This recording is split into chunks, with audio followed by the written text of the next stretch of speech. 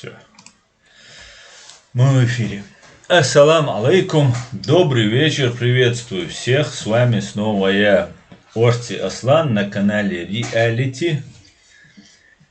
Сегодня 15 ноября 2021 года, 21:00 по Берлину и 22:00 по городу Джохару соответственно.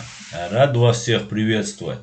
Хамзат Гилаев, гражданин Ичкерии, Аслан Лорс, Плахтырь Алексей, Илья Дуром, Свобода или смерть, Нох Чинох и все остальные. Ва алейкум ассалам, добрый вечер. Приходите свободными. Рад вам всем, друзья. Итак, сегодня мы поговорим. Так, Эльси Нохчи, ва алейкум ассалам, Шаверга Машвор, Увежари Южари. Приветствую вас всем. Сегодня я бы хотел немножко рассказать о путинской лжи, ответить, как обычно, на ваши вопросы, ну и рассказать, как Путин угрожает миру. Мои постоянные зрители, мои товарищи, мои соратники, которые смотрят, ну и те, кто на работе тоже, и знают мою позицию по поводу коронавируса, и что это никогда не закончится. Да? И Путин не зря сказал, что мир, если не будет России, то есть Путина, управляющего этой Россией, то зачем нам такой мир? И гори оно все синим пламенем, они попадут типа в рай, а остальные все сдохнут, сказал террорист Путин. И вот и на что я обратил внимание, да, начиная наш эфир, сразу хотелось бы напомнить. Несмотря на то, что Путин убивает людей, Путин врет постоянно, лжет, обманывает, подкупает. И несмотря на это, с ним продолжают разговаривать. С Усамой бен Ладеном не разговаривали. Аль-Багдади не разговаривали. С Ким Чен Ином, там, у которого есть тоже ядерное оружие, не разговаривают. И другими десятыми не разговаривают. Почему-то с террористом Путиным разговаривают. Я не знаю, это может быть какой-то мазохизм, да, когда Запад получает удовольствие, может быть, от того, что Путин грязно надругивается над ними. Ну вот они продолжают приглашать его на какие-то саммиты, о чем-то разговаривать. Хотя, конечно же, большой прогресс в этом есть. И вот на очередном из саммитов АТЭС, на Азиатско-Тихоокеанское экономическое сотрудничество, саммит форума, который состоялся в онлайн-режиме, Путин сказал следующее. Посмотрите просто внимательно, что сказал вот этот мерзавец. Слушаем. Вместе с тем в Азиатско-Тихоокеанском регионе и в мире в целом сохраняется множество социально-экономических и других проблем, о которых вы, уважаемые коллеги, уже говорили. Да и сам коронавирус еще далеко не побежден. Не исключено появление новых и даже более опасных штаммов этой инфекции. Поэтому без преувеличения жизненно важно не ослаблять усилия по борьбе с пандемией, делать все необходимое, чтобы укрепить системы здравоохранения наших стран, улучшить их ресурсное технологическое обеспечение. И решению этих задач, масштабных задач, безусловно, способствовало бы качественное наращивание международного сотрудничества. Вот. Международное сотрудничество – это то, что нужно Путину. Это нужно, чтобы с ним разговаривали.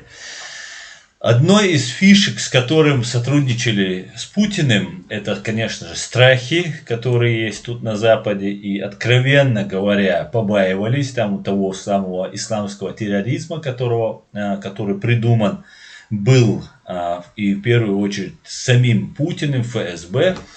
И вот благодаря вот этому терроризму Путин стал везде принимаем. Путин боролся с терроризмом. Он сам создавал и потом убивал этих людей. провоцировал их и так далее. Об этом много где сказано, много чего было оговорено.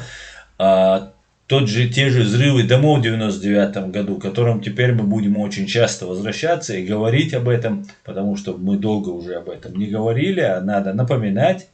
И это точка соприкосновения между нами и русскими, потому что тогда погибли русские и нас обвинили незаслуженно вот в этом страшном преступлении и устроили нам геноцид.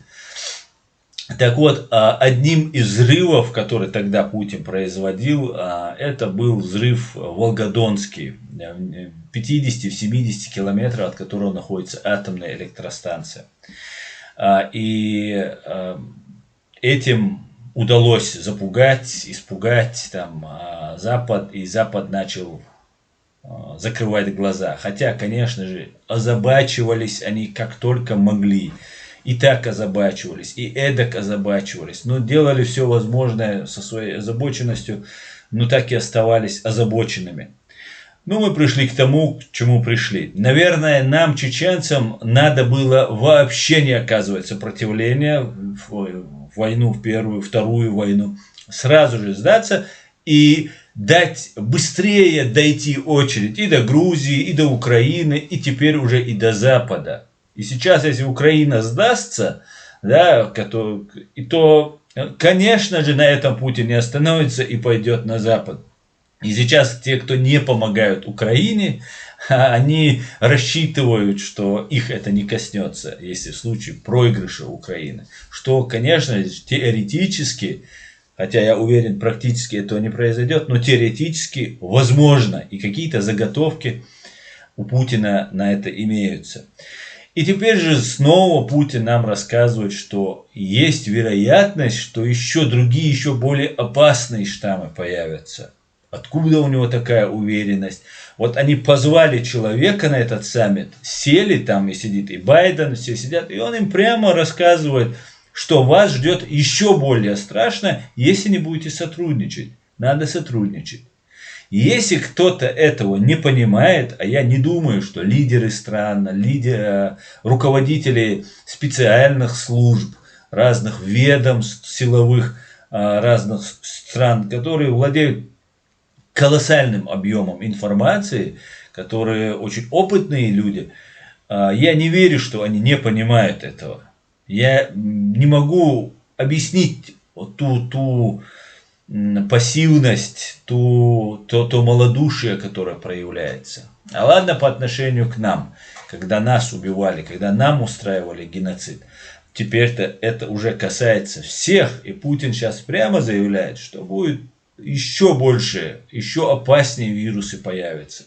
И это так, и я знаю, я убежден точнее, я убежден, что за коронавирусом стоит Россия, ФСБ. И я уверен, что они, как только мир чуть-чуть начнет справляться с этим коронавирусом, хотя, возможно, уже никогда человечество, понимаете, человечество никогда уже не избавится от этого коронавируса. Появятся новые штаммы, новые вирусы, которые под видом мутировавших будут вновь и вновь забрасываться к людям, пока весь мир не превратится в хаос. Вот к чему пришло человечество. И еще раз, еще 100 раз повторяю, в каждый дом это придет. Джохар Дудаев об этом говорил. Если сейчас не остановить здесь взорвавшихся политиканов, это разрастется до гигантских масштабов. И оно разрастается с каждым днем. И люди не могут этого не видеть. Не могут не видеть, я просто не понимаю. Путин уже откровенно смеется и издевается над миром. И я не знаю, к чему это придет. Но в конце концов у англосаксов, у американцев, у англичан должен же в конце концов появиться человек, который прямо скажет, просто прямо открыто заявит, что эта страна уничтожает мир, что ФСБ террористическая организация, Путин террорист, и его нужно остановить. надеюсь, когда-нибудь появится такой человек типа Рональда Рейгана. Очень на это надеюсь, пока весь мир не умер, не погиб и так далее. Но будем наблюдать и будем дальше анализировать происходящее. И давайте почитаю ваши комментарии, потом я вам хочу рассказать по поводу той ситуации, которая разворачивается на границе Евросоюза и Беларуси. Так, пойдемте к вашим комментариям тогда уж, друзья. Так. Лунный свет. Ассаламу алейкум. Ва алейкум ассалам. Это стокгольмский синдром. Не совсем это стокгольмский синдром, мне кажется. Это может быть, они не до конца осознают, я не понимаю просто. Но вот наша задача вот донести до людей вот всю пагубность, всю опасность вот этих террористов. Ну, посмотрим. Леди 1974, Маш Уорзен, Хоми, ваш осна и все остальные, Берзгой. Дейли Саламашалу, леди. Эльси, алейкум салам, ночи, нох. Так. США, ассалам алейкум. Дик Мелдеш Гусами. Ну, алейкум ассалам. Добрый вечер, ЛЛ. И вам желаю из Казахстана. Слушаем вас с интересом. Спасибо. Так, Шамиль Халиулин. Ассалам алейкум. Ва алейкум ассалам. Фриман антипутинизм. Добрый вечер всем соратникам, борцам с империей зла. Довели, все будет Ичкери, Аллах, Казахстан. Дай Бог, Аду Давлетюк, ассалам алейкум, витаю, шалом, хало, холо, друзья, ва алейкум, ассалам, Аду, машоль. Так, витаю, сябры, Албания, витаю, Албания. Извращения Запада продались Путлеру. И это тоже, да, коррупция, все это было применено. Я удивляюсь, как то зло, да, вот красная чума на пороге, медведь на нас нападает, там, ну, в советское время вот так относились к Советскому Союзу. А потом в одночасье взяли, как будто этого всего не было, как будто не было КГБ, как будто не было вот этих шакалов, там, красных октябрей, кто у них там были, палестинских террористов, там, 3-е, 10-е, во всем мире террор, убийство, наркотрафик. Всем этим занималось КГБ. И как будто ничего не было. Раз прилетел Ельцин в Америку, поднял, там, произнес «Боже, храни Америку», и все забыли, как будто не было всех этих преступлений, оставили ООН, вообще ничего не сделали. Я не понимаю, это политическая близорукость, или я не знаю, это измена западным ценностям, западным государствам, их лидерами. Я не знаю, как это можно было так допустить. Только лишь потому, что говорили да, и Буш мог похлопать Путина по плечу и сказать, да, нормальный парень. Невероятно просто, невероятно. И сейчас даже пытаются как-то делать вид, что ничего не происходит. Так, все будет Ичкери, он и комментатор, да, Алмула.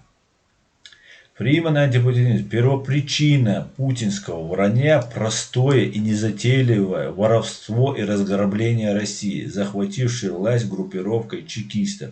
А все остальное так операция прикрытия и обеспечения техпроцесса. Да, именно так.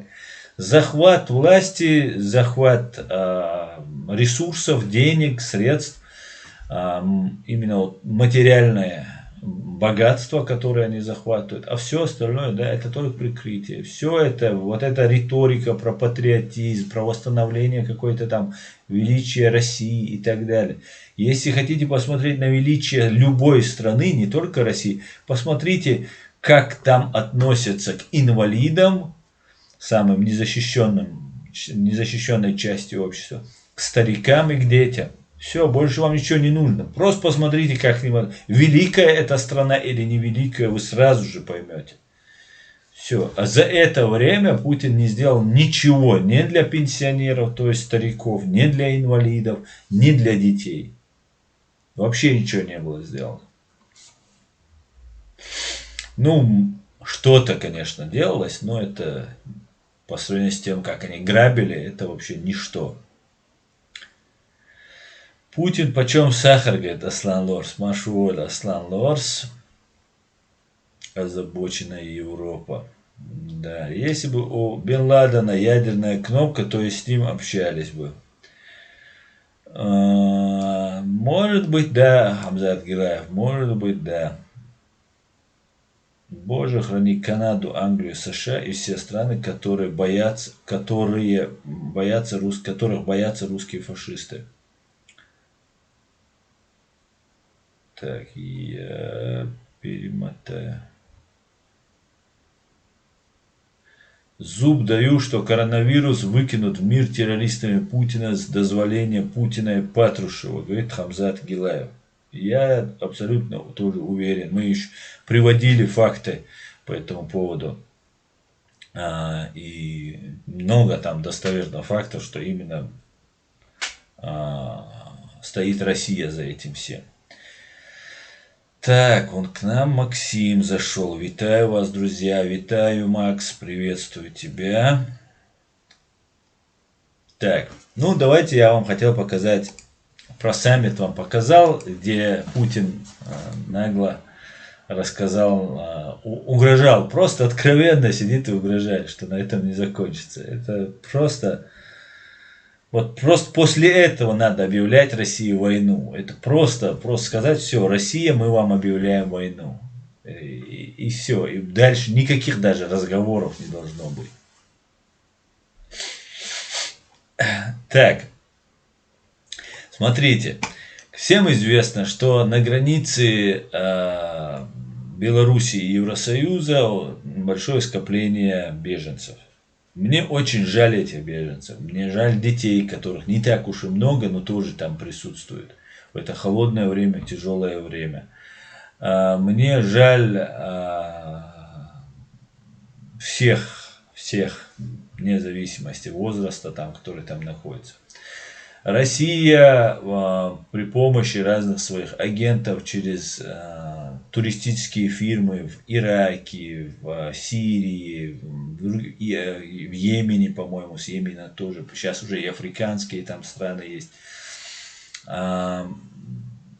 рекламируют, что вот вы можете попасть через Беларусь, можете попасть в Евросоюз. С них берутся большие деньги, с кого-то 2000 там суммы упоминаются долларов, с других 4000 долларов, ну и так далее. И под видом, вот нам Александр Сотник у себя на канале сообщал, что под видом этих беженцев будут засылаться разные террористы. В первую очередь это будут курдские товарищи. Об этом буквально вчера рассказывал у Соловьева Жириновский. И Путину вот задают вопрос, тут Москва, Кремль, Путин называется передача на Россия-24. Давайте я вам просто покажу и немножко прокомментирую то, что там говорится. Так, давайте послушаем, что говорит Путин и вот этот журналюга. Да и наслышанные, конечно, мигранты про права человека, европейские ценности, свободы и вряд ли себе представляли, как встретят их европейские власти. Избивают этих потенциальных мигрантов, стреляют поверх их голов из боевого оружия, сирены включают ночью и свет в места их расположения, где дети и женщины в последних месяцах беременности находятся. Но как-то это не очень вяжется с идеями гуманизма, которые якобы лежат в основе всей политики наших западных соседей. Там такая вот странная сейчас ситуация складывается. То есть людям фактически хотят запретить покупать билеты на самолеты, чтобы они из своих стран летели в другие. Почему действительно судьба-то этих людей как-то отошла вообще на третий план, а нас это никого не волнует? Честно говоря, когда смотрю, мне прежде всего детей жалко. Смотрите, они... Прежде всего детей жалко. Одну минуточку, друзья. Вот здесь, где ему жалко детей, я хочу напомнить о 42 тысячах убитых Россией чеченских детях. Это 220, более 220 школ в Беслане. И в самом Беслане было убито 186 детей. И вот тому человеку, которому жалко детей, я бы хотел показать вот этот ролик. Прекрасно знает, что здесь случилось. Сожгли заложника вместе с террористами. Сожгли!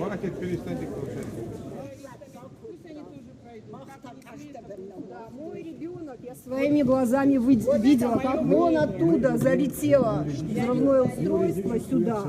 И после этого погиб мой ребенок. Взрыв был. Какой закон? Какие законы вообще в России существуют? Все против народа. Все. 18 и вот этот Путин тоже против народа, в конце концов. И вы все прекрасно это знаете. Все. А что мне еще говорить? Я хочу и кричу. Ну что, пусть приходят, Кого вы хотите испугать? Больше того, что мы потеряли, больше хуже не будет. Кого? Убить меня хотите? Давайте убивайте. Кого вы боитесь? А?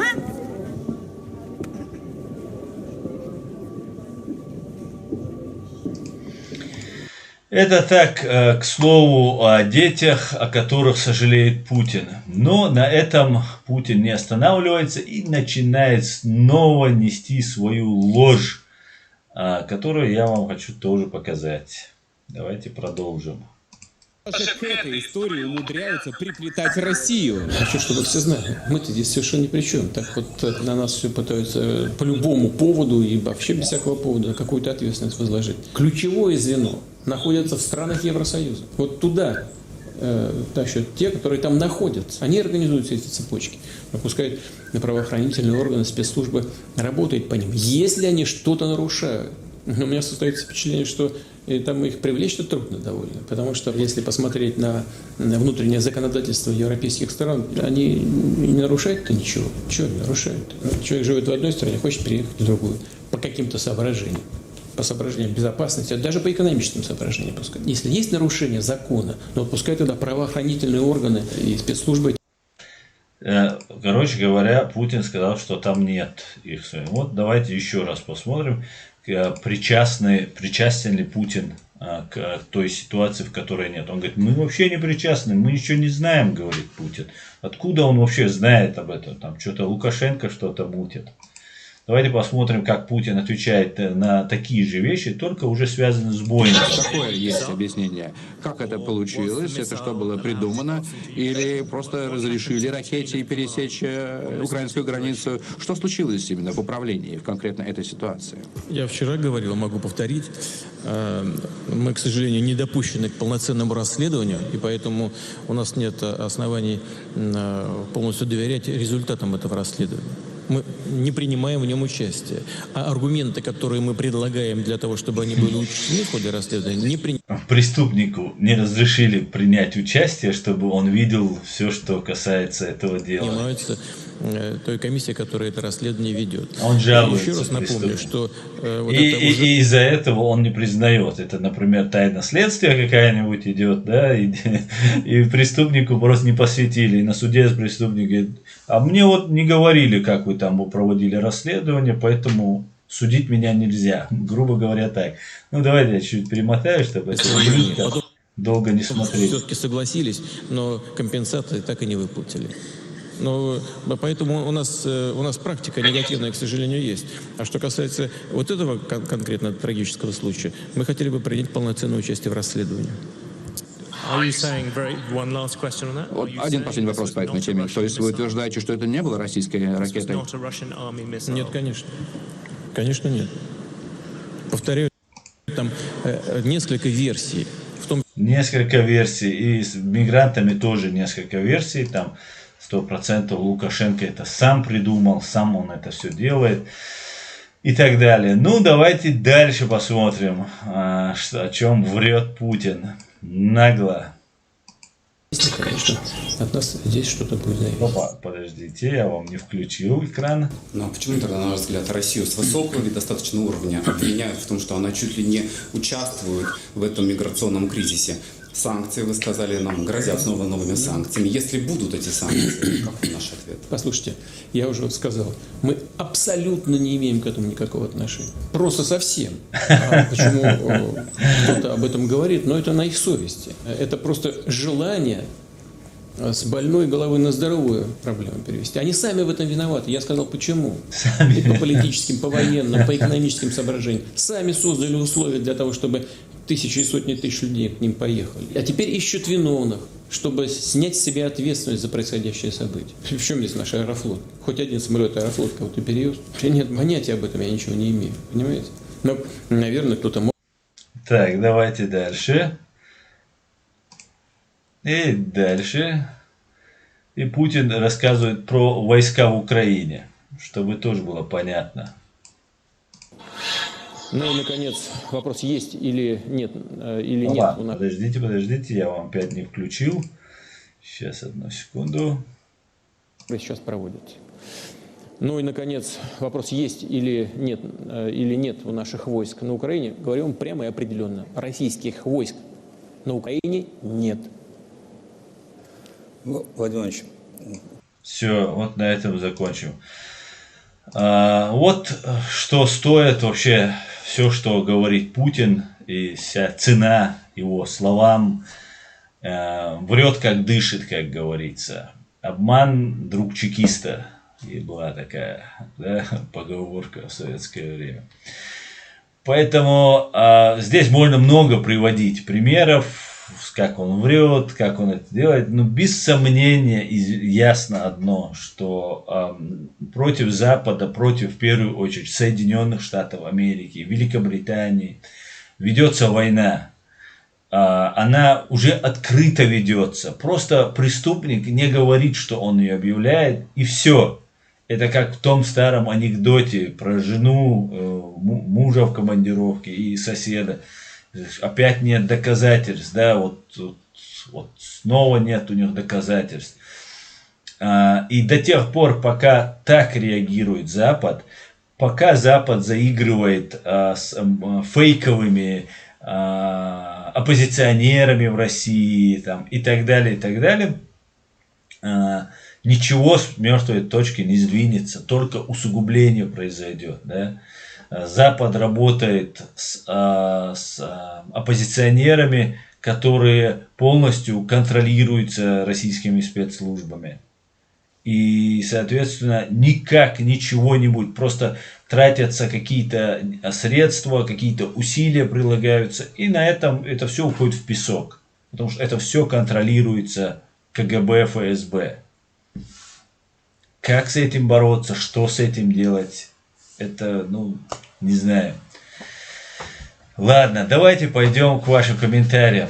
Но мы надеемся, что все-таки Рональд Рейган появится в Соединенных Штатах. Очень в это верю. И будем молить Аллаха, чтобы быстрее появился этот Рональд Рейган. Так, давайте почитаем ваши комментарии. Александр Нестян.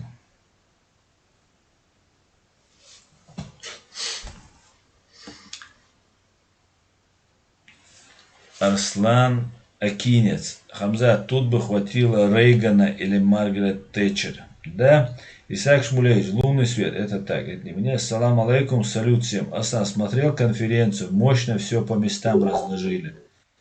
Алейкум ассалам. Смотрел конференцию. Ты имеешь в виду нашу конференцию, которая была? Да, это мы. Или ты сейчас круглый стол, который имеешь в виду? Мальда, который мы сейчас вчера записывали. Или когда? Так.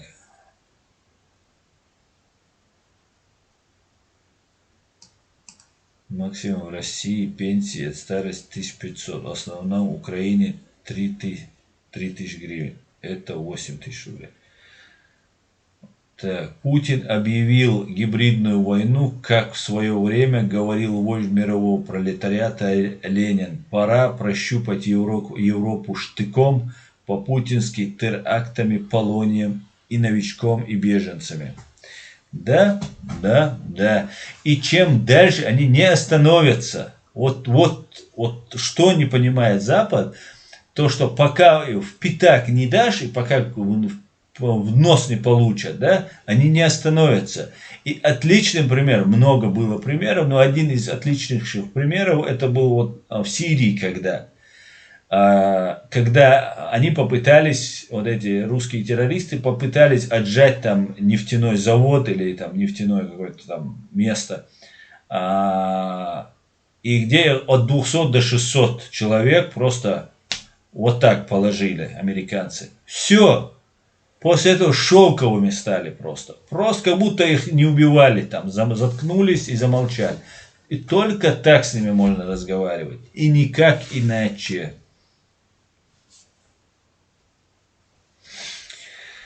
Лялям Балаев. Ассаламу алейкум. Ва алейкум ассалам. Лялям Балаев.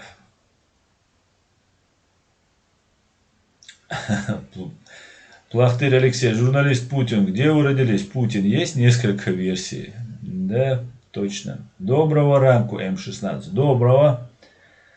15 тысяч деревянно, для крепостных даже многовато. Александр Нестеренко. Так, Максим. Так. Путин наш президент, говорит Андрей. Да, вам повезло, Андрей. Так, Давид Алиев, привет с Абхазии. Привет, Давид, рад вам. Александр Нестеренко, так, это не мне, у всех ГБшников несколько версий. Да. Андрей, так, давайте без оскорблений. Если Андрей считает Путина своим президентом, нужно сожалеть и сочувствовать Андрею, а не оскорблять его. Ни в коем случае ни нас не имеют права оскорблять, и ни мы не имеем права. Ребят, модераторы, если вы здесь есть, Чечня не Россия, тебя уже вижу, убирай оскорбления, даже если человек нас не оскорбляет, ни в коем случае не оскорбляйте. Мы очень воспитанные товарищи. Так, США, Америка. Что такое сделал Рейган, кроме того, что назвал СССР империей зла?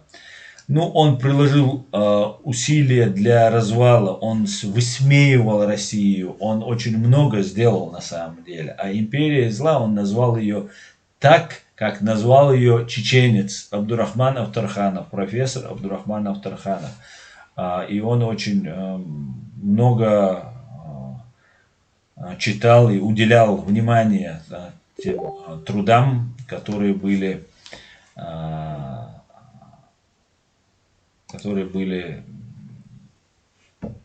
выходили из-под пера, скажем так, Абдурахмана Авторханова. И вот мы ждем такого вот человека. Ждем, не дождемся. Так, Андрей, поздравляю, вы в полном нехорошем деле, говорит, Чечня и Россия. Аду Давлетюк, да здравствует исключительно путинско-тузикская шариатская Ичкерия, батя.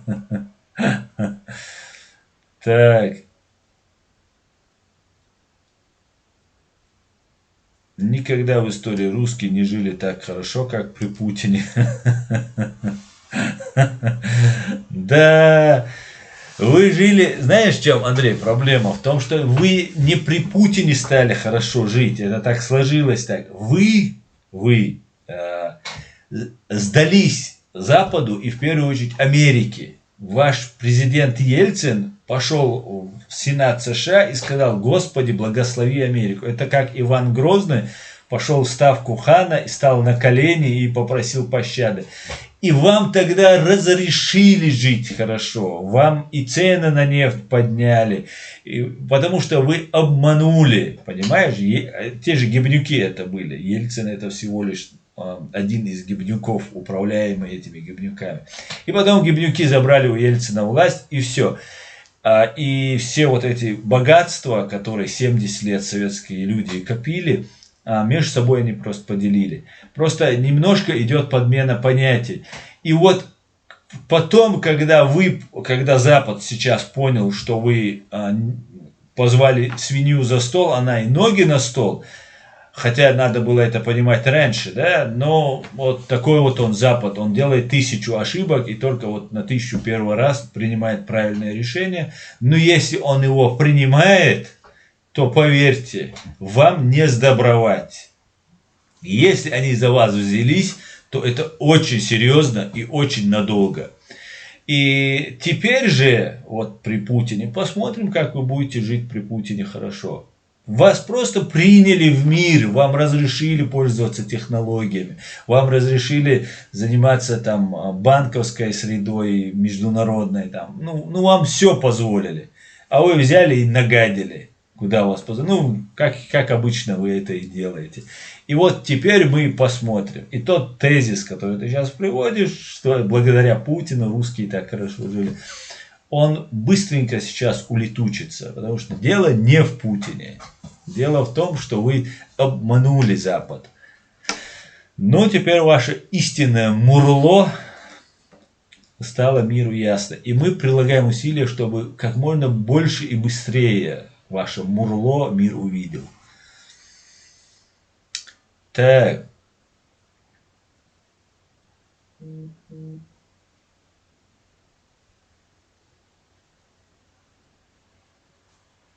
Путин наш президент, ваш бог. Андрей, ты дебил? Извиняюсь, конечно.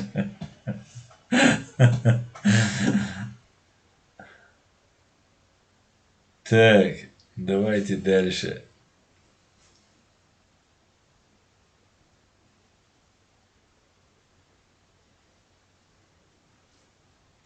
Так, благодаря высоким ценам на углеводороды, да. Кавказ Бергер. Ассаламу алейкум. Ассаламу алейкум. Ну алейкум ассалам. Чего дикю мокшал, дал бухастам. Хай сюда, Андрюшка, я тебя на правильный путь поставлю. Так. Вот, кстати, не знаю, бог он или нет. Свинья есть свинья, говорит, серп. Да, абсолютно верно. Не знаю, чей он бог, ну, по всей видимости, Андрюша, это твой бог, но то, что украинцы дали имя, не буду произносить, это прекраснейшее обозначение вашего недоцарька, которое войдет в историю. Я убежден в этом. И это именно точное определение. Жаль, мне нельзя это говорить в эфире. Я бы только так его и называл бы.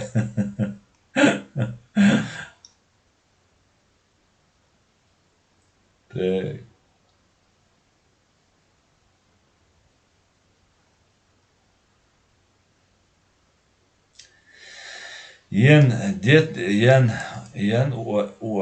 Деток реально жалко, но используют это страшная циничная манипуляция. Также в Крыму прикрывались детьми и женщинами, когда начиналась аннексия Крыма. Это фирменный признак. Да, абсолютно верно, и так же было в Чечне. Абсолютно так, абсолютно. Так.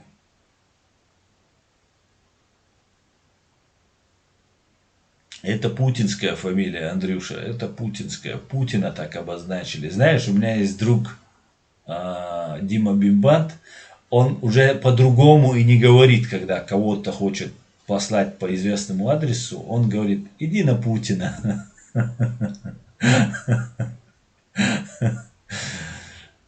Так, Олег Будницкий, не материмся.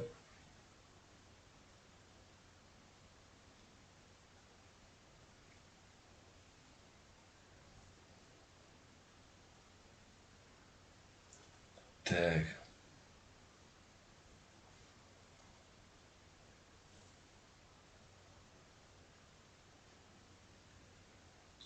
Путин уйдет до 24 года. Ахиллес. Обещаю, говорит. Ахиллес, не уйдет Путин. Путин навсегда, пока живой, он останется у власти. И все только начинает развиваться. Если произойдут события, конечно же, достойные, то, конечно же, он уйдет. А так планирует, больше он власть не отпустит никогда. Так, ну все, за мат Андрюша у нас уходит в блок. Так.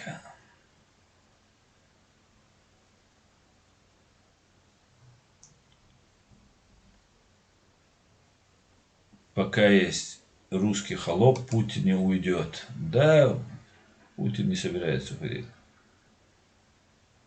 Только могилу. Так. Путин войдет в историю. Миссия спаситель мира от русского мира. Один Путин может ликвидировать русский мир и сделать распад империи зла. Я надеюсь на Путина. Я вам сейчас хочу показать одно видео Жириновского. Сейчас.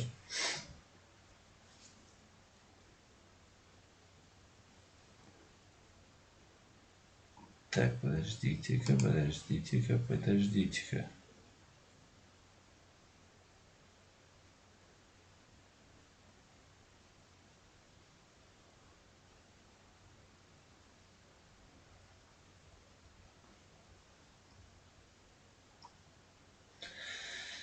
Сейчас, дайте мне минутку.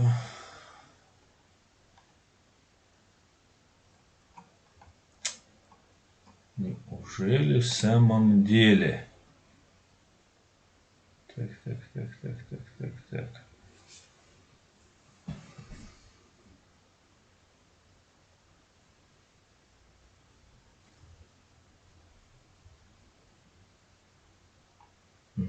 Вот здесь это было. Вот это видео, все. Но это не угроза, а конкретно.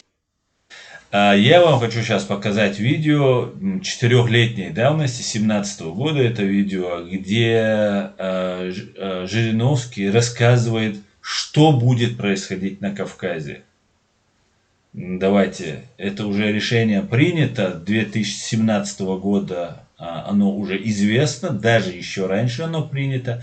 И на встрече с студентами Жириновский, как известно, очень информированный человек, рассказывает про то, что будет происходить на Кавказе на ближайшие до 2025 года. Вот буквально 2-3 года нам, 3-4 года нам осталось, чтобы все это увидеть. Так. Сейчас.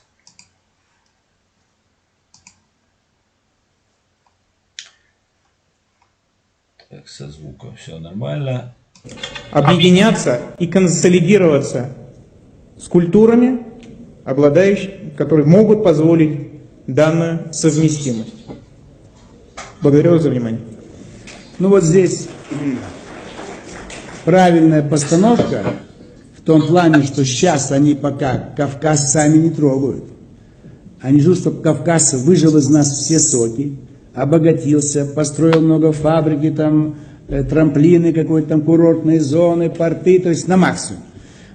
А в перспективе все равно организуют оранжевую революцию на Северном Кавказе и захватят его. Сейчас рано, потому что надо взять больше русских земель. Вот они уже внедрились в Ставрополе, треть края захватили. Вот они уже на юге Волгоградской области. Вот они уже частично в Ростове. Надо охватить все это, от Каспийского до Азовского моря. И потом Запад, НАТО скажет, но они требуют независимости. Что же вы, люди, народы имеют право жить в собственном государстве, тем более они мусульмане, им ближе Саудовская Аравия, Турция, Иран. Денег дадут немерено. Сперва Кремль дает, чтобы они тихо сидели, они тихо пока сидят, забираются деньги. Турция дает.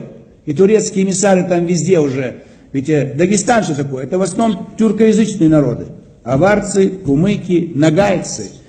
Это в основном тюркоязычные. Кабардар, балкарцы, тоже тюркоязычные балкарцы. Карачаево-черкесы, карачаевцы тоже. То есть не тюркские народы на Кавказе, только чеченцы, значит, кабардинцы и адыги. А всех остальных, большинство, это турецкие народы. Это как у нас, славяне, русские, украинцы, белорусы, как Приднестровье там, на Балканах. Потому что как только они у нас как можно больше земель, мирным путем, путем покупки, им же для этого и дают деньги, огромные деньги, они скупают земли, выдавливают русских, И когда они захватят все пространство от Каспия до Азова, они через Европу потребуют разрешения создать Кавказский Эмират. Все. Вот что. И мы весь юг потеряем. А наши руководители уже уйдут в отставку. Это будет, может быть, там 2025 год, там, или 2030 год. Как в 80-м году, не тоже не знал, что в 91-м у нас тоже были Олимпийские игры в 80-м.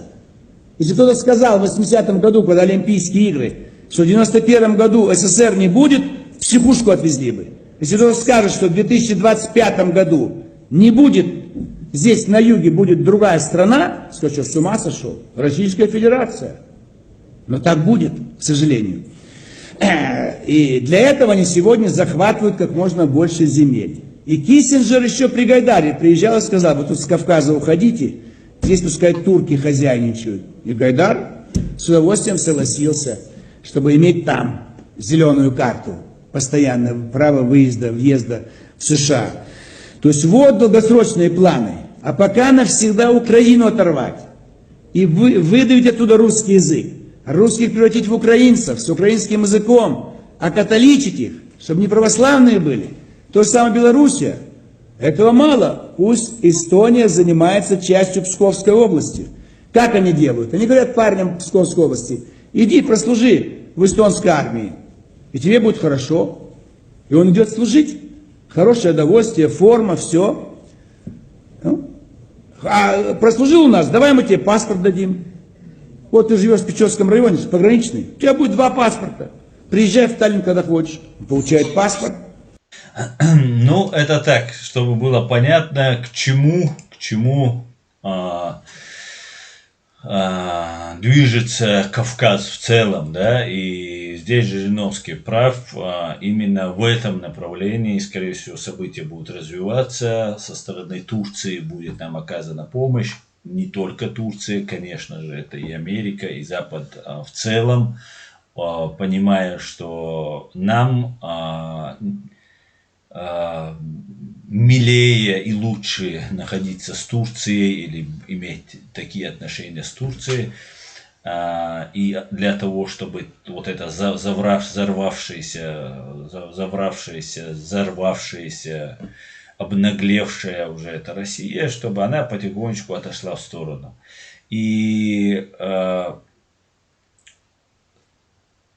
в ближайшие годы, следующий год, через год, еще через какое-то время, Кавказ в целом Россия покинет. Но, опять же, Путин продолжает наносить удар с новой силой. Наносятся удары, и эти удары будут не прекращаться. Опять будут эти коронавирусы, возможно, ядерный удар будет нанесен, возможно, взрыв атомной электростанции в Украине, ну и еще много-много чего. Опять же, это будет делать руками каких-нибудь там курдских там террористов, мусульманских или исламистских террористов, ну и еще кого-нибудь, кого там они поняли, ДНРовцев каких-нибудь и так далее, и так далее. Ну, нас ждут очень интересные события. Друзья. Так, давайте почитаем ваши комментарии. Лезгины за Путина. Феликс Найстурс. Да? Ну, смотря какие лезгины. Я знаю лезгинов, которые категорически против Путина и России. И был такой Лезгиностан.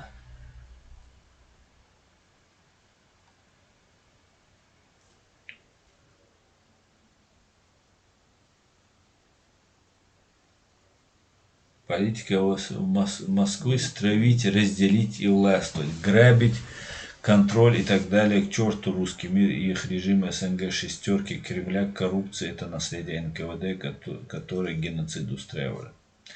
Батя, а вы знаете, что русские как национальность появились в СССР до того, были сословия бывших крепостных, которых продавали тысячами душ как скот? Да, это тоже было. Фриман, антипутинизм. русские отказались от свободы и благополучия в обмен на национальное величие. Причем величие при отсутствии успеха в экономике воспринимают на голодный желудок как пустышка. Да, мнимое такое величие.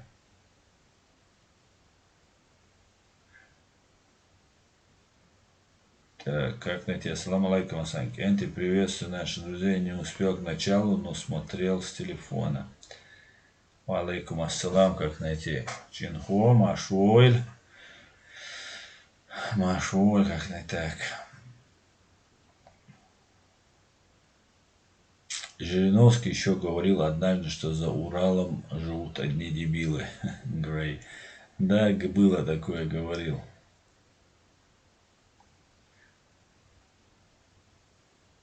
Вернее, к чему они двигали обстановку на Кавказе. Салам Машалду, приветствую всех. Так.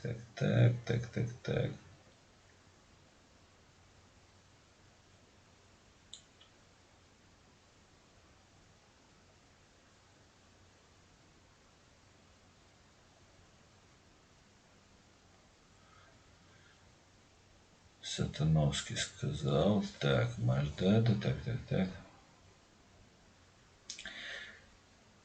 Крым. Так. Ибрагим Никархов. Вернее, к чему они двигали обстановку на Кавказе. Так. Саламаш, просто это я читал. Почитатели Путина мало чем отличаются от почитателей Гитлера. Там тоже все те, кто не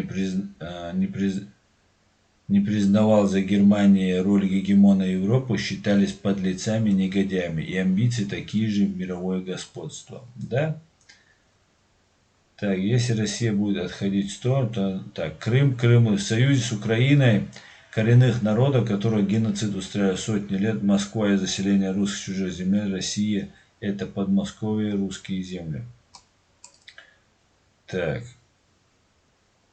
Ну, я смотрю, вы тут общаетесь. Давид, фреш. Асна, как думаете, Россия нападет на Украину? Чтобы мы знали, сколько гробов готовить.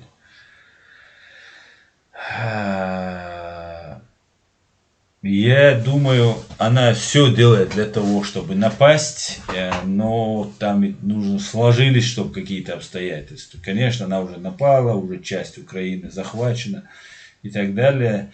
И всячески пытаются продолжать в этом направлении двигаться. Они от Украины не отстанут никогда. Потому что Украина — это история России, украденная у Украины. И без Украины Россия — ничто.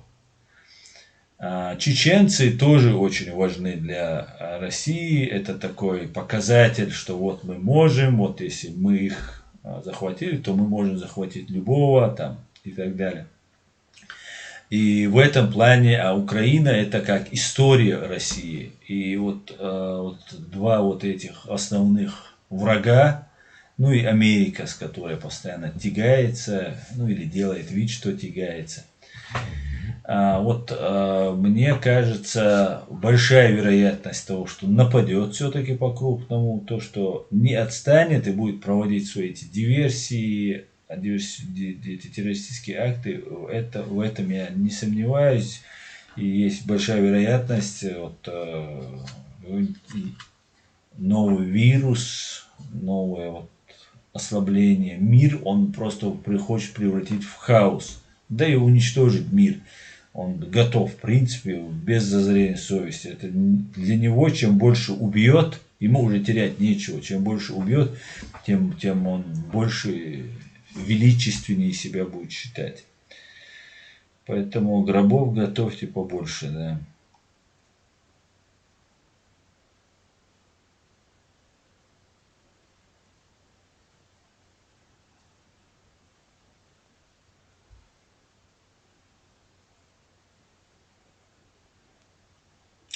Временно депутаты, русские наемники в Чечне зарекомендовали себя как отборные выродки, не уступавшие лучшим зондеркомандам СС.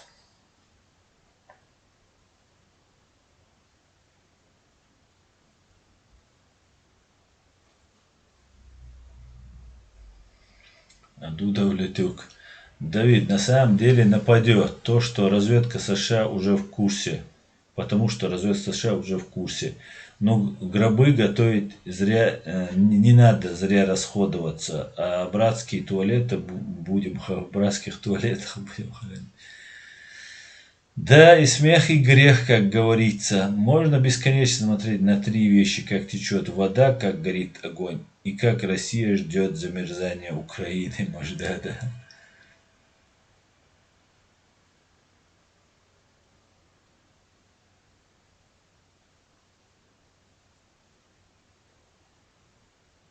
Феликс Найтурс. Турки хлопали Российской империи во время войны на Кавказе. Даже винтовкой не помогли. А теперь они нам не по пути. Нам, народы России, ближе стали. Ну-ну, живи с народами России. На Кавказе будут османы. Этого я не хочу, говорит Ахиллес. Да, вероятнее всего так и будет. Туда больше будет. Но это не просто какая-то империя турецкая, османская будет. Да? У нас очень хорошие отношения с Турцией всегда были, есть. Хотя турки, они, конечно, националисты, они строят свое национальное государство. И у нас могут возникать с ними проблемы и трения. Я предлагаю делать, как в европейской стране, делать ставку на Соединенные Штаты Америки и Великобританию с ними. Хотя налаживать отношения, конечно, нужно со всеми. Салам всем свободным людям. Салам, Аслан. Салам, Эд. Рад тебя видеть.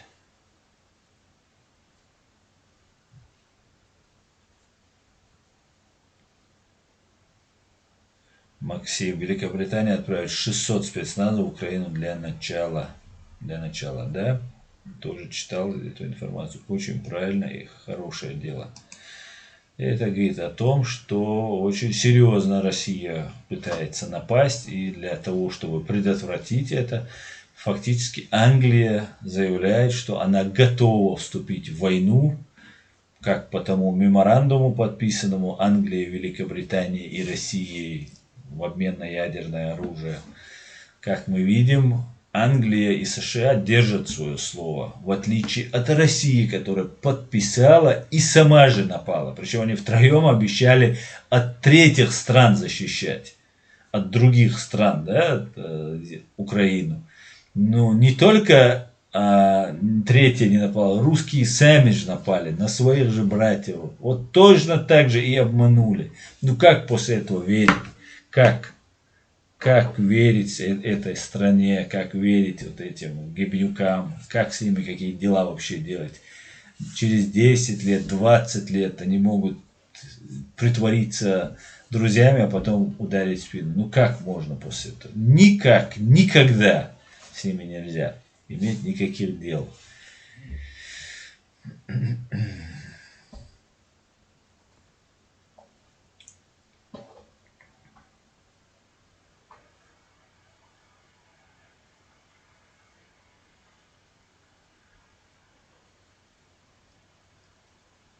Вітаю, Аслан, вітаю, громада. Олег Ревин. Вітаю, Олег, рад вам. Будапештский меморандум нарушили русские. Да? Причем они, еще раз, Максим, они же договаривались втроем, три самых больших страны, обладающие ядерным оружием, три страны гарантировали Украине защиту ее от третьих стран. Вот эти три страны гарантируют, что вот нападет там Польша или еще кто-то там, я не знаю, нападет, что они вот заступятся. А вот что они нападут, даже и речи не было. А нет, взяла Россия, напала. Причем это не Англия и Америка напала на Украину. А напали русские, братушки. Ну как после этого с ними, какие дела делать после этого? Как после этого с ними дружить там? Это все гибня. Гибня должна быть осуждена навеки вечной, да, должен быть суд над ними. Только так.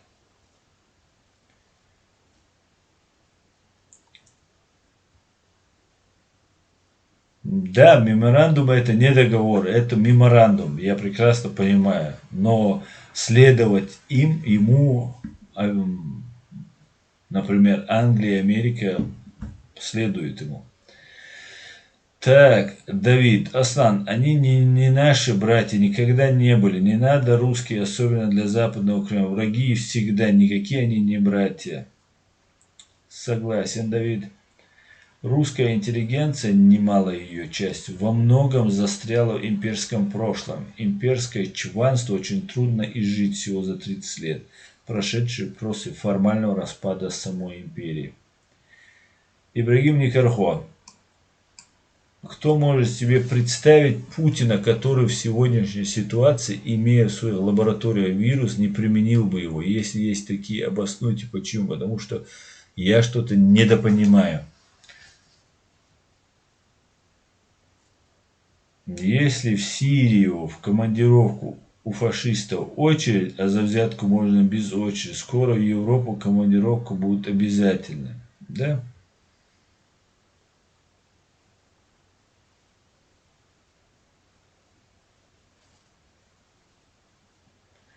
Александр Ярославский. Я тоже считаю, что Америка единственный друг Украине и Ичкерии. Согласен, Александр. И в этом направлении нужно нам двигаться.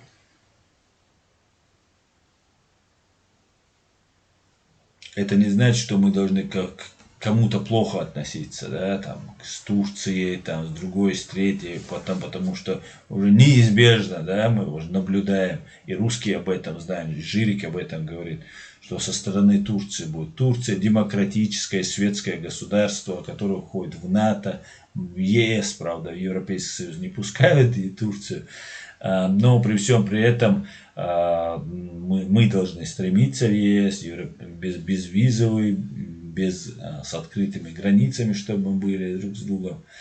Но будем как-то пробиваться, посмотрим. Что бы там ни случилось, Россия должна уйти. А там мы разберемся. Турки наши братья, грузины наши братья, все наши братья. Поэтому нам нужно, чтобы Россия убралась. Все. Мы потихонечку будем строить на правовой демократической основе. Так, Джеки Чан. Добрый вечер, уважаемый Аслан. Добрый вечер, Джеки Чан. Приветствую вас.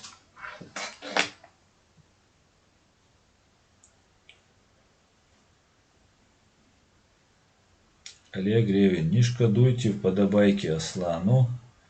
Ведь там огромное количество людей живет, и все молчат, как немые. О чем мы, друзья?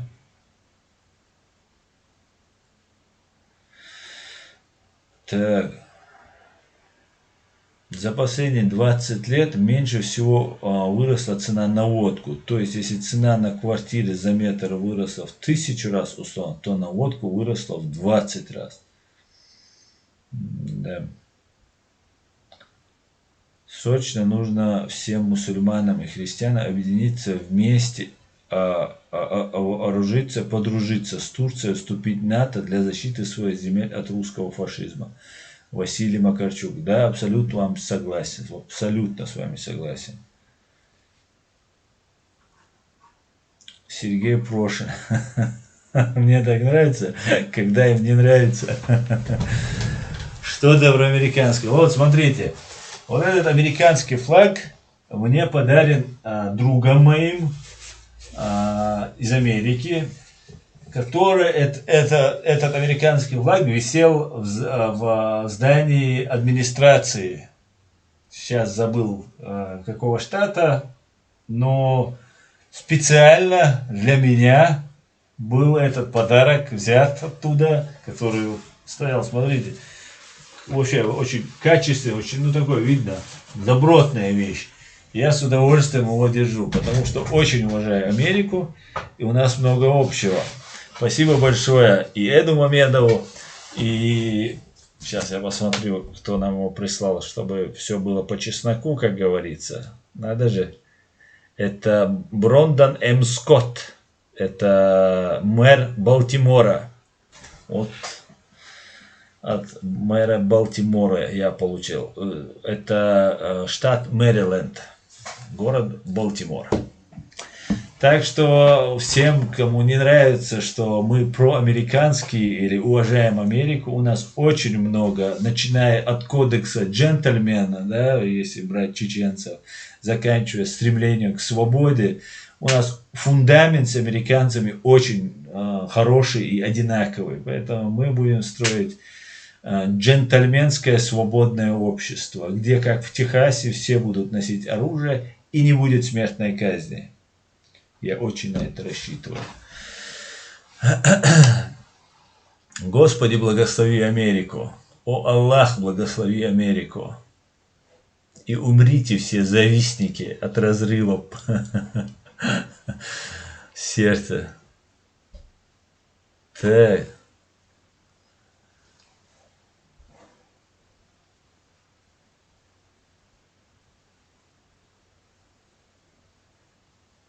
Так, я рассказывал на прошлом стриме, сделали опрос, если завтра НАТО захватит Кремль, мы будем защищать Кремль. Такие были ответы. Буду помогать НАТО 75%, не буду мешать 20% и только 4% буду защищать. Опрос анонимный по России. Класс. США. Так, потерял Макса. Потерял. США на сегодняшний день лидер свободного мира. Именно так. Ахиллес, Донецк, добро пожаловать в ад. Я была бы благодарна, Ян Уа. Знаете, все-таки вы женщина, Ян. Я почему-то думал, Ян, это мужчина. Я была бы благодарна, кто прошел войну, если бы они давали рекомендации гражданскому населению, потому что они, кажется, понадобятся. Понадобятся, да, это точно. И, кстати говоря, это очень хорошая идея. Мы могли бы по этому поводу проводить стримы и общение как-нибудь. Русский либерал заканчивает на чеченском и украинском вопросе. Фримана депутировали. Да, именно так.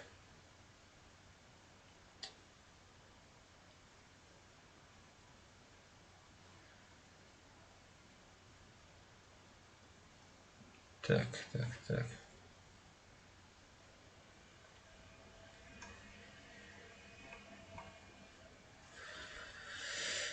Так. Сегодня румынский самолет-разведчик летал вдоль границы Украины. Братушки хреновы, как и венгры. Да, самое интересное, если их не трогают, они думают, что нужно воспользоваться случаем и свои какие-то национальные интересы какие-то реализовать. Ну, подло, некрасиво, подло и нехорошо. Так, смотрите, я хотел вам показать одно видео. Это видео 99-го года, тогда Путин еще является премьер-министром, на канале НТВ. Ведет эту передачу Владимир Кондратьев, такой демократичный, как бы а-ля такой пропагандон, галимый просто. И хотел показать это видео.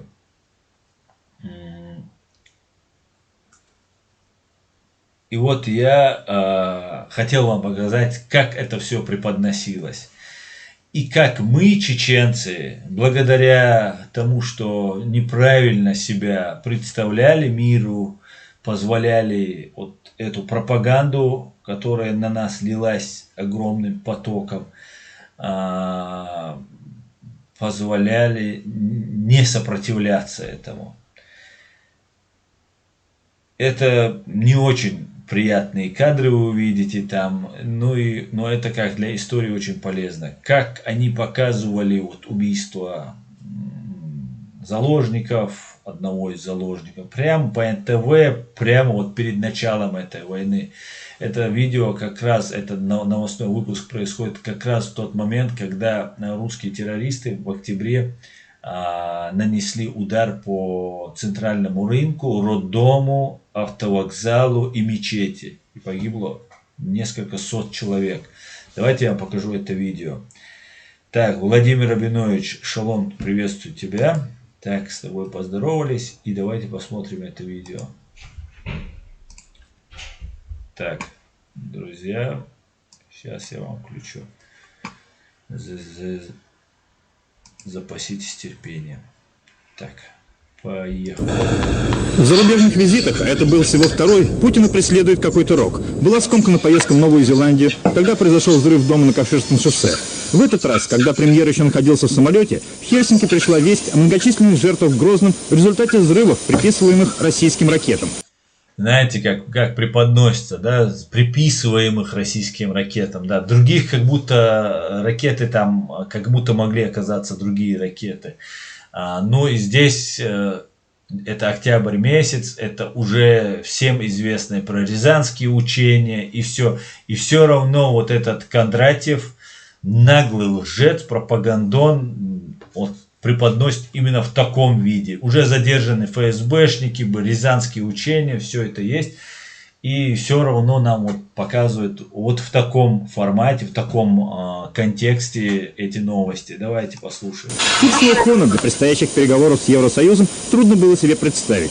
Пресс-служба Белого дома не предоставила финским журналистам возможности спросить в аэропорту Путина об этих взрывах. Может быть, это и к лучшему. Путин, как потом выяснилось, на тот момент не располагал информацией, да и потом объяснял произошедшее не очень убедительно. Довольно неожиданное и странное совещание Верховного Главнокомандующего с силовиками накануне, в отсутствие премьера, где Ельцин продемонстрировал, кто в доме хозяин и кто руководит войной в Чечне, поставило под вопрос степень влияния Путина на военных и их зависимость от Путина. Всем заметны в последние дни ужесточение позиции Запада в отношении России. По мере расширения боевых действий в Чечне премьер стоически пытался игнорировать. Международное сообщество решительно настроено на борьбу с терроризмом. И мы очень благодарны нашим партнерам за эту поддержку. Но, как оказалось, осуждение терроризма в принципе и поддержка России – это не одно и то же. И в этом Путину пришлось убедиться в Хельсинки. Этот визит не сопровождался принятыми в таких случаях раскованностью участников переговоров, теплыми приветствиями, улыбками, шутками. Напротив, камеры зафиксировали натянутость, сдержанность, подчеркнутую официальность. Неправы те, кто утверждает, мол, чеченские события отодвинули полностью на задний план проблемы сотрудничества России с Объединенной Европой.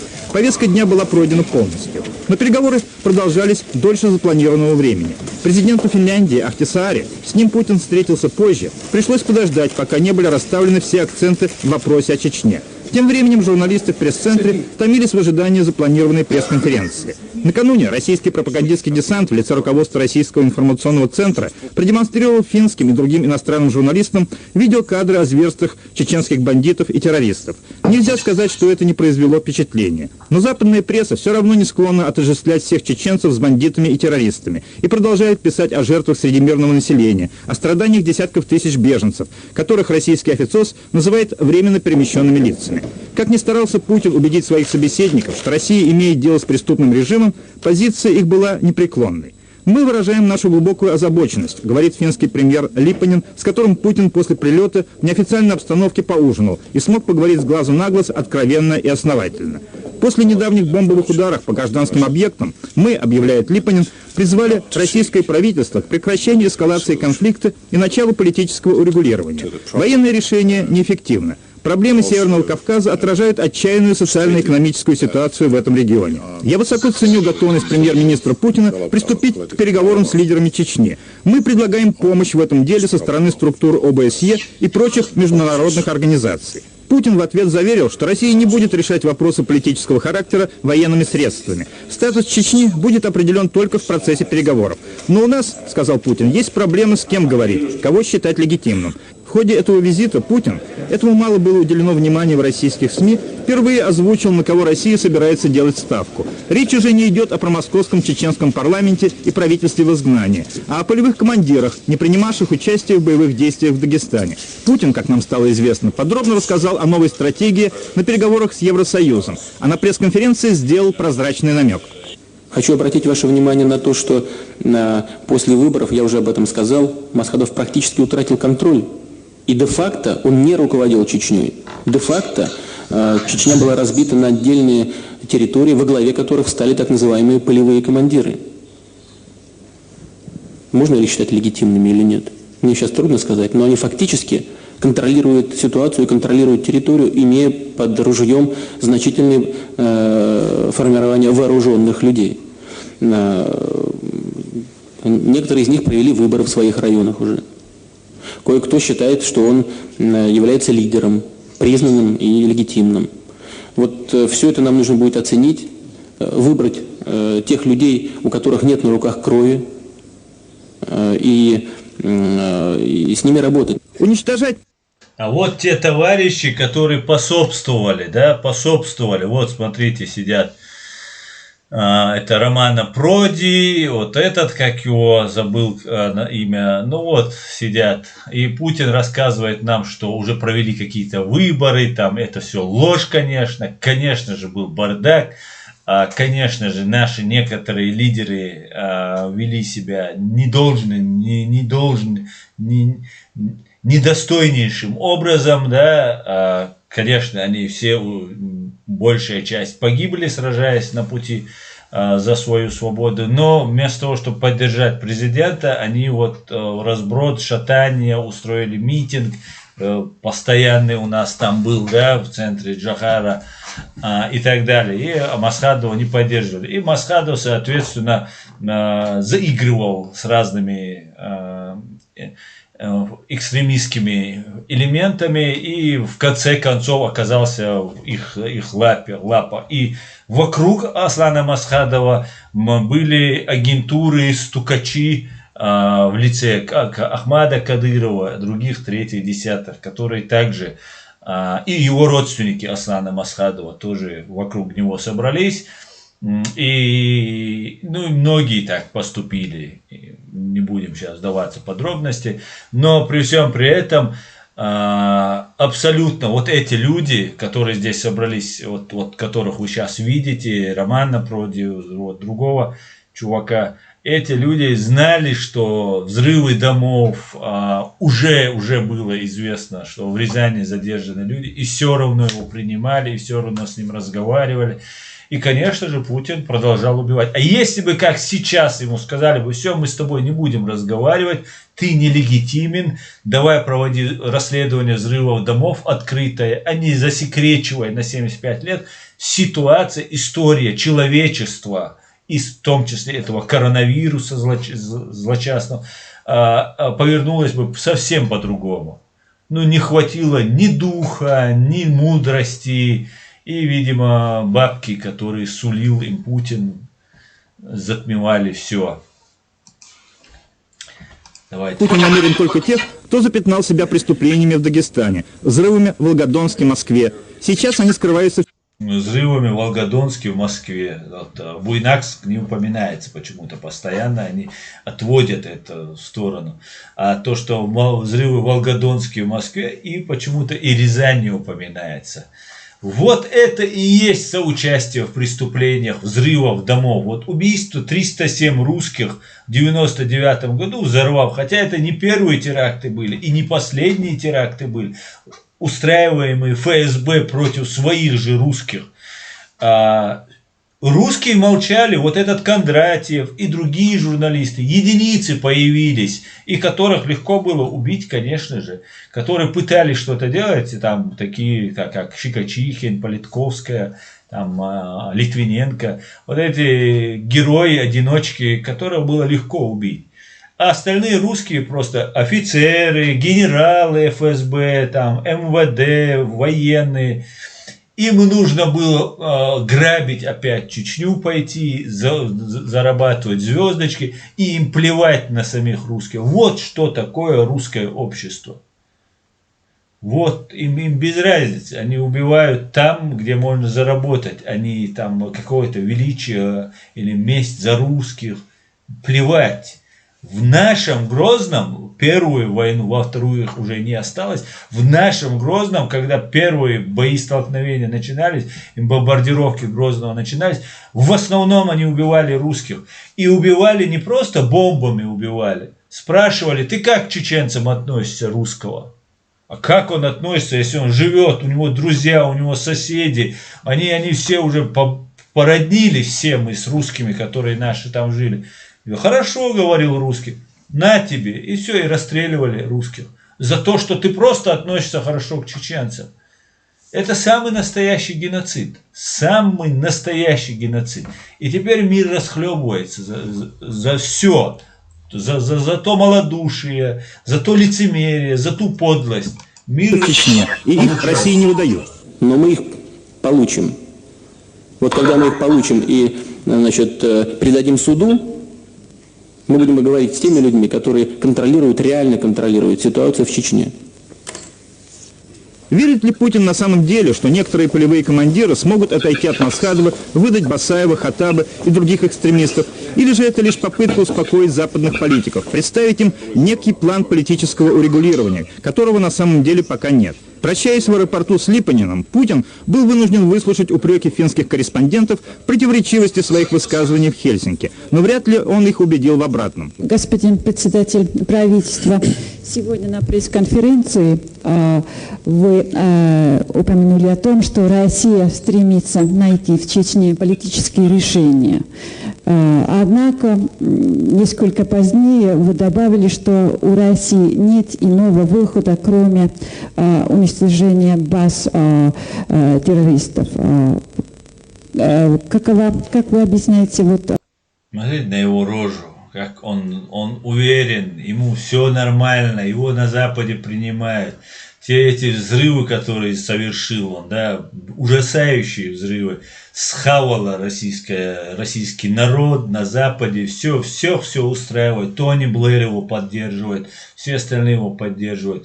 А договорились уже, что обменять Косово на Чечню на Западе, да, дайте нам с Югославией, с Косово разобраться и делайте с Чечней что хотите. Все. А наши полезные товарищи, в том числе и наши руководители нашей страны, играли какие-то там войнушки, какие-то деления каких-то постов, кресел. А ведь народ был, который пострадал. Мы после этого понесли 300 тысяч потерь и 300 тысяч, уже может быть 400 тысяч, бежали из нашей страны. Ведь политик это очень ответственно. Не зря говорится, что Бог будет именно с руководителей больше спрашивать, чем с обычных граждан, потому что под их ответственность. Мы допускали ошибки. Эти ошибки мы должны указывать на них и говорить о них. Обязательно говорить.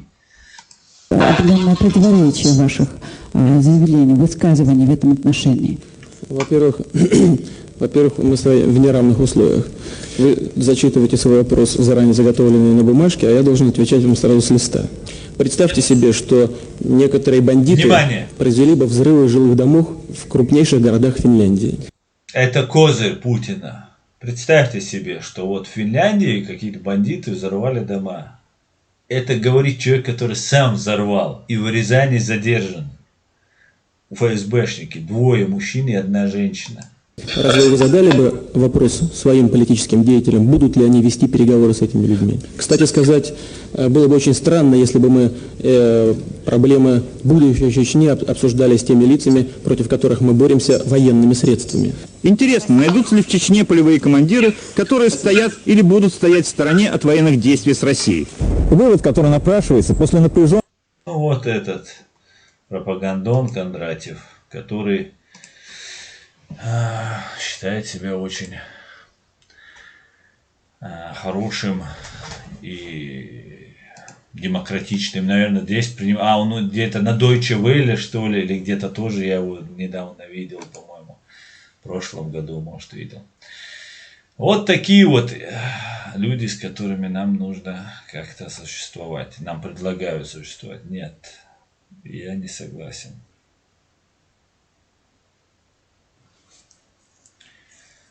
Хамзат Гилаев, ша долдель Хамзат, ша и долдель сиятк, да модуй страшно дохнак.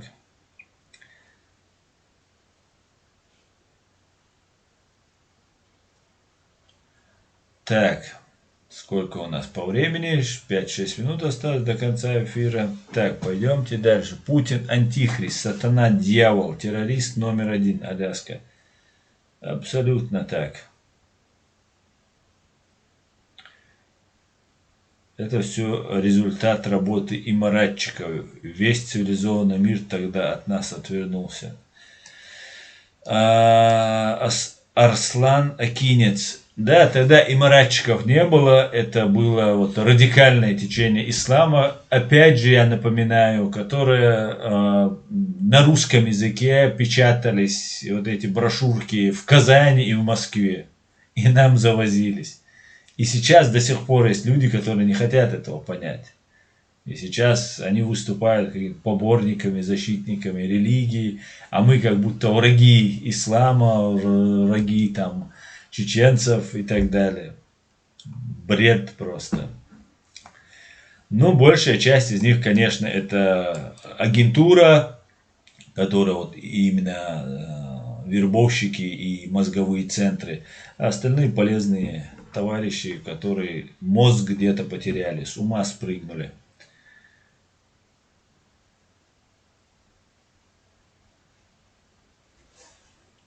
Путин, внедрив чеченское государство Шуру через своих ближневосточных друзей, стал в 1999 году спасителем мира. Да, именно так. Он представил нас злом абсолютным, который взорвут атомную электростанцию, взрывают теракты, делают и так далее. И все подумали, ну ладно, пускай мочит. Пускай мочит. Фриман антипутинизм. После взрыва домов ФСБ и обвинений в этом Путину, чеченцы в его обещаниях мочить русский народ массово поддержал его на выборах. Путину нужна была ненависть, ослепляющая к чеченскому народу. Да, да.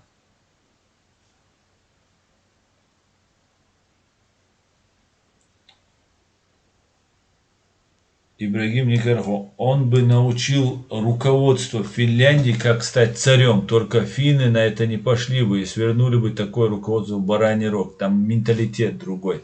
Да, абсолютно верно, Ибрагим, абсолютно верно. Дело все-таки о народе, который на самом деле неоднократно русский народ, советский народ, российский народ неоднократно ломался через колено. Неоднократно. Василий Макарчук. Храм сатаны находится в Москве. Построили храм для одежды Гитлера и икону Сталина и молятся. Какая икона и такая вера. Вот почему Москва убивает мусульман и христиан. Они служат сатане. Абсолютно верно, Василий. Именно так и говорил Джохар Дудаев. Это вера, это война, он говорил, не мусульман и христиан, а это верующих против сатанистов, да, против вот этих дьяволов, последователей. Вот кем выступает КГБ и Путин с Патрушевым. Тоже не забываем товарища Патрушева. Так, наш стрим подходит к концу. Зачитаю пару вопросов и за этим закончим. Так. Хорошо, что ты про бомбежки русских в Грозном упомянул. Говори об этом почаще. Особенно важно в плане московитской доктрины для лишних хромосом на защиту русских на Донбассе и Крыме. Да я всегда говорю, наши граждане русские, это такие же граждане, такие же права имеют, которые имею я, ты и любой человек. И вне зависимости, какой национальности или религии человек проживает, это наш гражданин, и мы обязаны ему давать те же права. А если мы не даем ему те же права, которые есть у нас, то мы являемся такими же фашистами, которыми являются сейчас русисты. А мы не такие, вне зависимости. Да? Про евреев, грузин, армян я не говорю. Я даже русские, которые вот пришли нас убивать, даже они, наши граждане, не имеют права никакой подвергаться никакой дискриминации. А тот, кто подвергает дискриминации, тот преступник.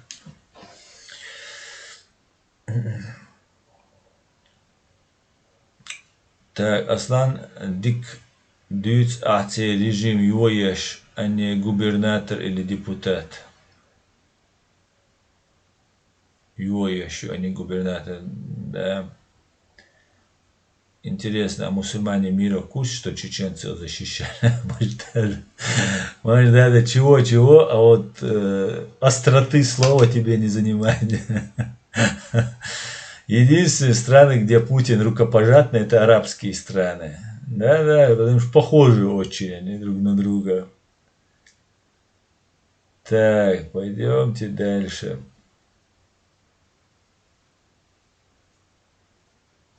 Это фронт национал. Это правда, что ингуши убили Истемиру?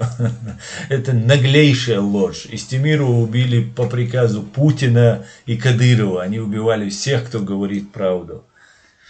Она была убита на границе Чечни и Ингушетии. Тело ее выбросили, бросили там. Убили ее уже. Известно, кто убил там. Все там известно. Так, Эд Мамедов, Баркаласлам, мне даже неловко, я простой человек, работаю в порту водителем, thank you. Да, знаем мы вас, простых водителей в порту.